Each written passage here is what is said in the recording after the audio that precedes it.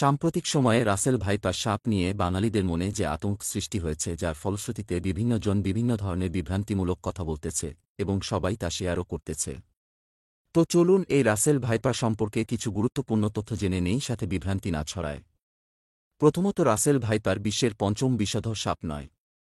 এটি বিশ্বের বিষধর সাপের মধ্যে টপ 30 এর মধ্যে নাই। এমনকি এটি আমাদের দেশের গোখরা সাপেরও পরে স্থান।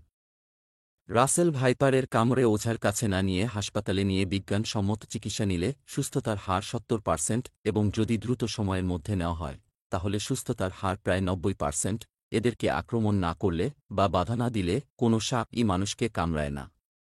সাপেরা মানুষকে এড়িয়ে চলতে পছন্দ করে, রাসেল ভাইপারের ব্যতিক্রম নয়। রাসেল ভাইপার সহ সব বিষধর সাপের অ্যান্টিভেনম আমাদের দেশেই রয়েছে।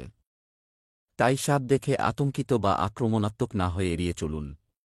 সাপে কামড়ালে সময় নষ্ট না করে দ্রুত হাসপাতালে নিয়ে যান। সাপ সম্পর্কে প্রকৃত তথ্য জানুন এবং অন্যকে জানান। অযথা হুজুগে মেতে ভুল তথ্য ও আতঙ্ক ছড়াবেন না। আজকের ভিডিও এই পর্যন্ত। সবাই ভালো থাকবেন, সুস্থ থাকবেন, সাথে সচেতনতা অবলম্বন করে চলবেন। ধন্যবাদ সবাইকে। আল্লাহ হাফেজ।